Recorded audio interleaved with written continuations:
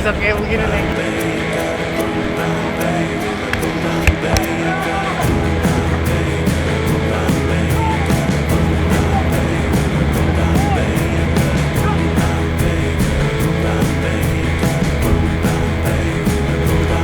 Ikan konsumsi lumayan.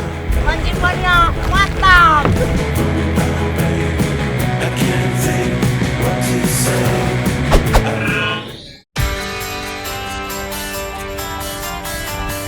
Laut Utara Banyuwangi ternyata masih banyak menyimpan kekayaan alam yang cukup berlimpah. Tidak salah jika di laut ini kabarnya banyak nelayan dari berbagai daerah datang untuk mencari ikan.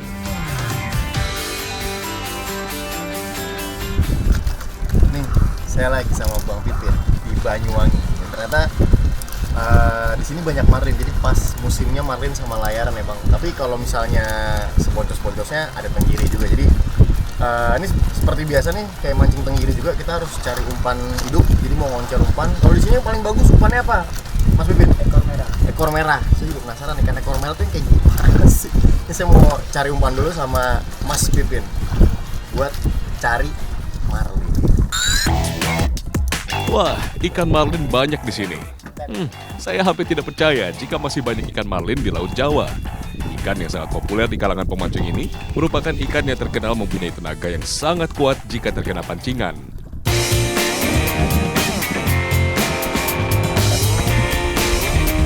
Umpan dipasang di 3 kail yang ada di tali milik Pipin. Menggunakan benang mono, saya berharap ada marlin yang menyambar umpan.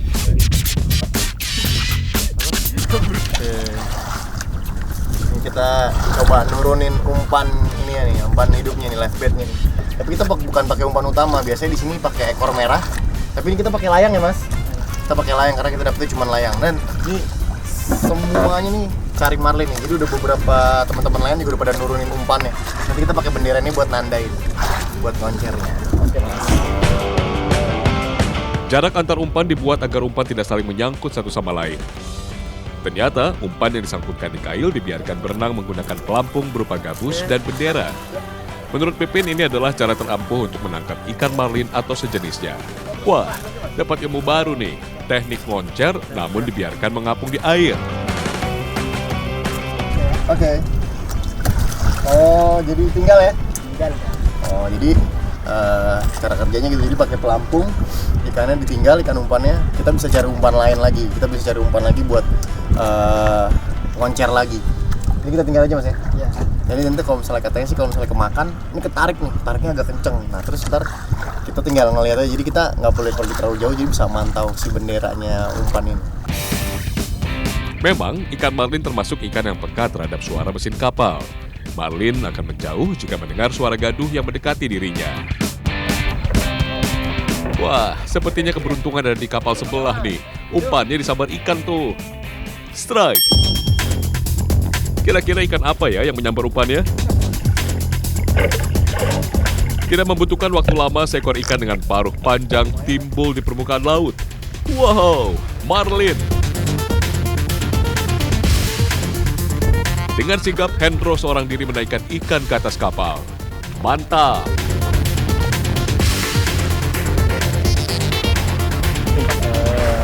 Ternyata perahu sebelah yang dapat nih. Jadi tadi kita lagi muter-muter keliling, kita ada yang narik. Masih bergerak si marlinnya. Jadi ada yang narik ternyata. Jadi kita sampai sini, atau udah deket juga. Tapi emang katanya sih rata-rata di sini marlinnya mati. Jadi karena pakai pelampung, dia makan umpan, dia capek sendiri kan, lari kesangkut sama kali itu. Nah nelayannya nyamperin, jadi emang udah lemes, tinggal narik doang sih, tinggal ngangkat doang. Jadi emang buat inian nelayan sendiri. Mancing banyak, mantap.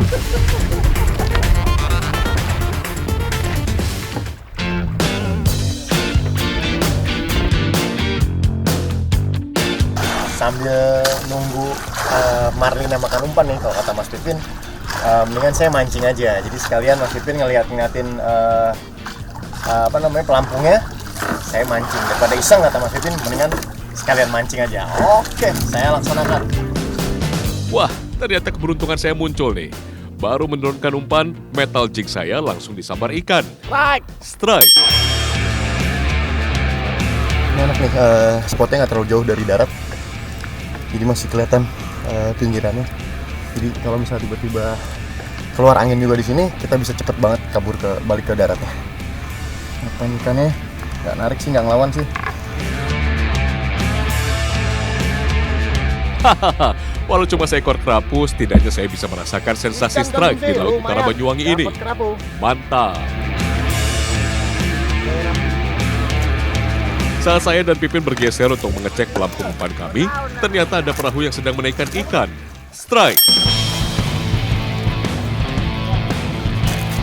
Dari cara menaikkan ikan ke atas kapal, sepertinya kembali ikan marlin ini yang didapat oleh kakak beradik Ali dan Mustain. Seperti biasa, ikan naik ke permukaan dengan keadaan lemah karena tenaga sudah habis untuk melepaskan diri. Kembali, seekor marlin naik ke atas kapal asal desa Bimorejo. Berapa kilo ada mas kira-kira? 20 lah. 20-an ya? Udah dapat berapa hari ini? Wih, udah dapat 2. Hebat. Makasih mas. Ya, jadi di sini emang rata-rata kayak marlinnya kalau udah kena makan umpannya, karena terlalu capek ya dia ke bawah ini, ke pelampung ini, jadi udah lemes, jadi naik ke atasnya udah mati ya rata-rata mas ya. Nggak mati sih sebenarnya, tapi udah lemes banget, jadi udah begitu aja tuh, udah nggak ada perlawanan sama sekali. Jadi teman-teman lainnya tinggal narik aja, tinggal ngangkat aja ke atas kapal. Mancing mania mantap. Karena penasaran seperti apa ikan akan dijual, saya pun ikut ke darat bersama Ali dan Mustain untuk melihat proses jual ikan. Para nelayan di desa Bimorejo memang tidak serakah dalam mencari ikan marlin. Selain karena tidak membawa es, mereka memang tidak ingin menangkap ikan secara besar-besaran yang akan membuat ikan marlin tidak ada lagi di laut mereka. Makanya, jika sudah mendapatkan 1 hingga 2 ikan, nelayan akan pulang untuk langsung menjualnya dan beristirahat untuk menyiapkan tenaga untuk melaut keesokan harinya. Wajar jika ikan marlin di sini ada setiap tahun.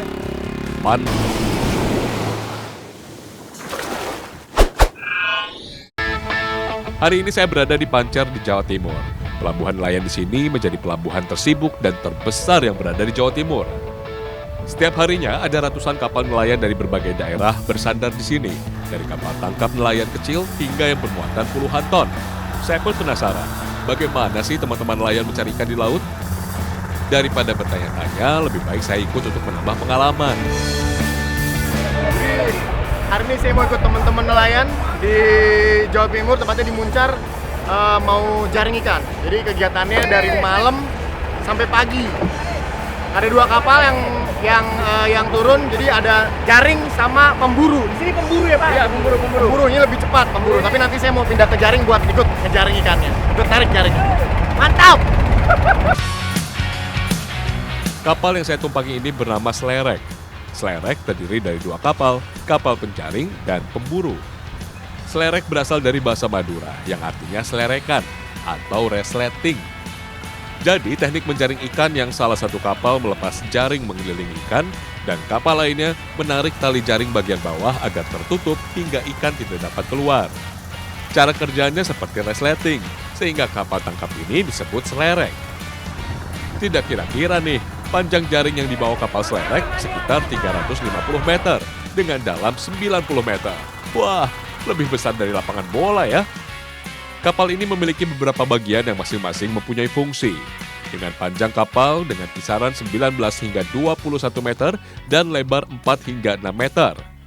Memiliki tinggi haluan hingga mencapai 7 meter dan buritan 6 meter, Slerek siap mengarungi lautan lepas untuk mencari ikan. Ada hal menarik yang berada di kapal Slerek penjaring. Di atas kapal terdapat bangku yang khusus untuk seseorang melihat kawanan ikan yang disebut pantauan. Karena bekerja pada malam hari, Slerek juga dilengkapi dengan lampu yang cukup terang. Sehingga jika kapal Slerek sedang berkumpul dan semua menyalakan lampu, seakan kita melihat kampung di tengah laut. Hahaha. Kapal Slerek beroperasi pada malam hari dan saat bulan gelap atau bulan mati. Ikan akan nampak di permukaan pada malam hari. Setelah ikan masuk jaring dan tidak bisa keluar, secara serentak para ABK langsung menarik jaring ke atas kapal.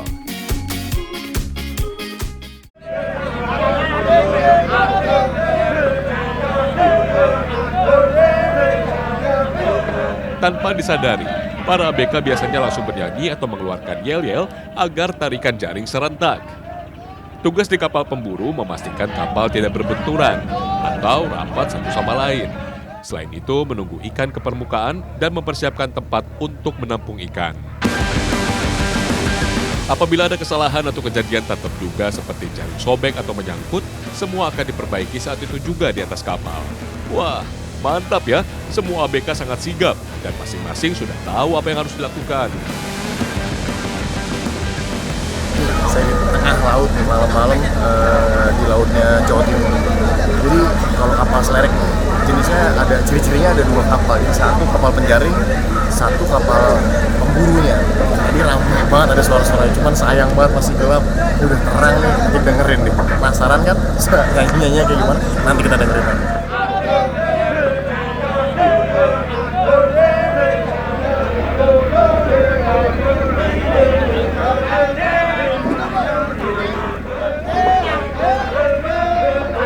Keren nih ramainya. Jadi kalau biar kompak mereka nyanyi, walaupun sebenarnya nggak jelas juga apa yang dinyanyi, biar kompak aja. Dan di kapal yang penyerbu ini bukannya kita nggak kerja, tapi nanti setelah ikannya naik ke atas itu baru yang kerja di kapal ini, karena ikannya hasilnya disimpannya di kapal ini. Waktu menarik jaring biasanya sekitar 15 hingga 20 menit, tergantung besar dan banyaknya ikan yang dijaring. Ternyata ini pekerjaan yang tidak mudah. Dan cuma lelaki sejati nih bisa kayak begini nih. Gila, tenaga malam-malam, ngeluarin tenaga.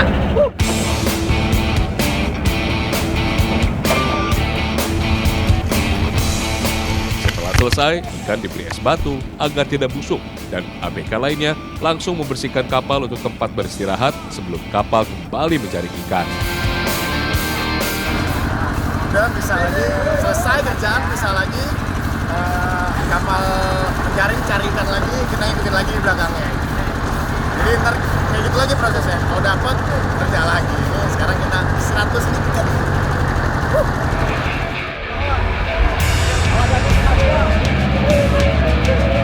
Belum lama beristirahat, kapal kembali mendapatkan gerombolan ikan. Jaring lagi, kerja lagi. Jaring dapat dilakukan berkali-kali hingga terbit matahari. Dan jika lagi bagus, bukan tidak mungkin kapal membawa hasil tangkapan hingga 50 ton dalam waktu semalam saja. Wow, mantap!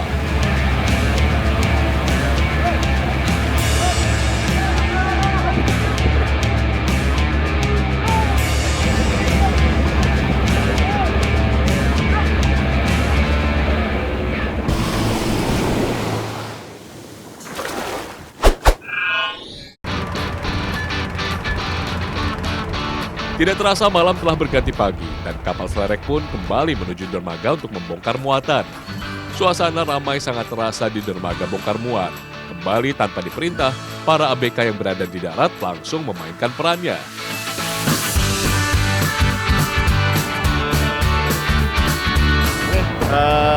Kita udah sampai di dermaga. Jadi ini udah beda lagi nih. Ini tinggal Pak Juna doang nih, yang tim malamnya tadi, tim burunya tinggal Pak Juna sama saya aja. Yang lainnya udah pada pulang. Jadi ternyata ada tugasnya masing-masing. Kalau ini yang ngangkut ke darat nih ada namanya tim Manol. Jadi yang ngangkut ikan dari kapal ke darat. Terus ada lagi tim penguras. Jadi yang bersihin kapal tuh beda lagi. Terus ada lagi tim pengisi. Jadi tim pengisi tuh ngisi kapal, es dan segala macamnya ngisi. Jadi mau banyak banget, melibatkan banyak banget orang. Wah, kebayang kalau semua ABK berkumpul. Bisa buat kelurahan baru nih. Jenis lemuru biasanya langsung dijual ke pabrik olahan ikan. Jenis tongkol dibawa ke penampungan untuk dibersihkan dan disimpan.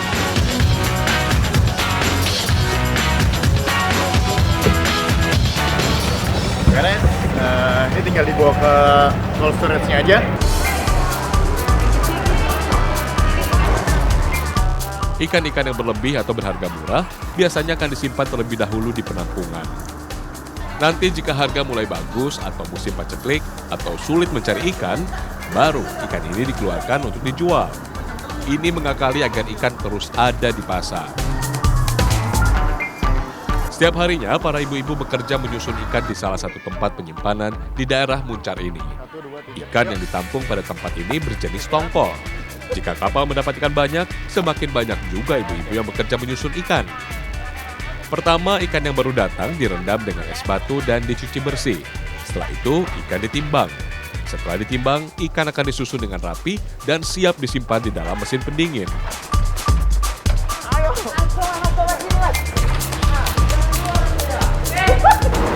Oh, ternyata dingin banget loh di sini.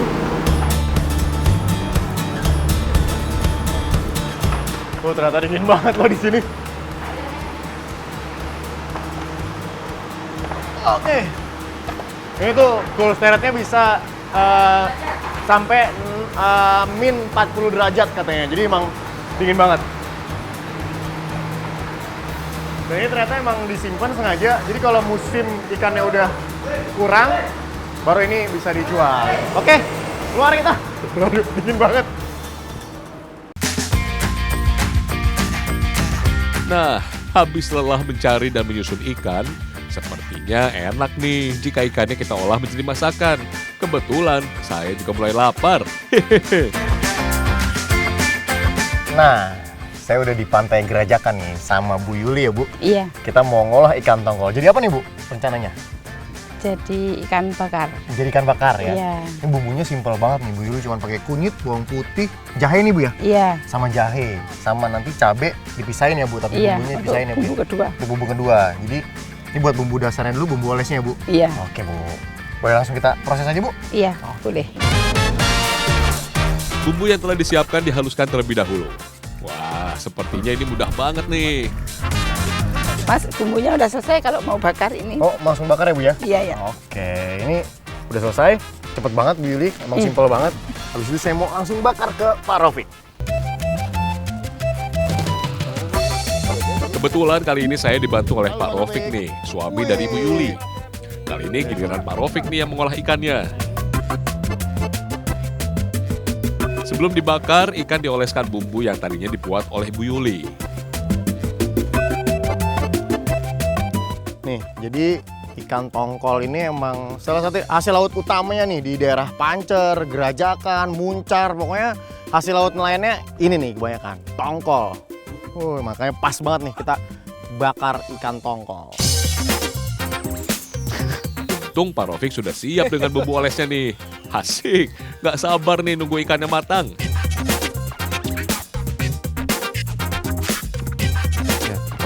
Bolak-balik terus ikannya, biar matangnya merata. Masih ada bumbu rahasianya. Bumbu rahasia apa ini? Nah, ini bumbunya. Wow, apa nih, Mas? Nah, ini sebetulnya pada dasarnya sama dengan yang Bu Yuli buat tadi. Oke. Cuma kita tambahin cabe. Wow. Jadi apa namanya? Lebih biar tambah pedas ya, lebih hot pedas ya. dan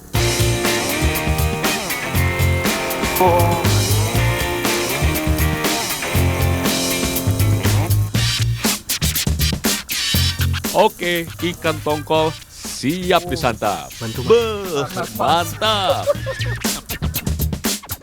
Sudah jadi ikan bakar tongkol khas Banyuwangi. khas Banyuwangi. Mancing mania?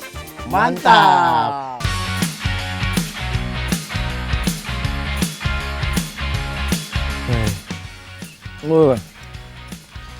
Enak banget nih, cuman emang agak pedes karena tadi ada cabenya. Tapi pas banget nih dimakan pas cuaca kayak gini, ikan bakar sambel. Wih, mantap tenan.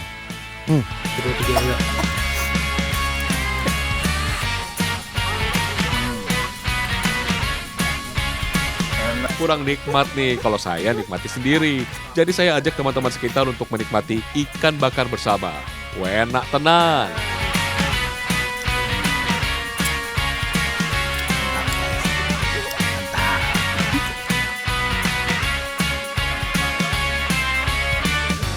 Pulang nih, Beb.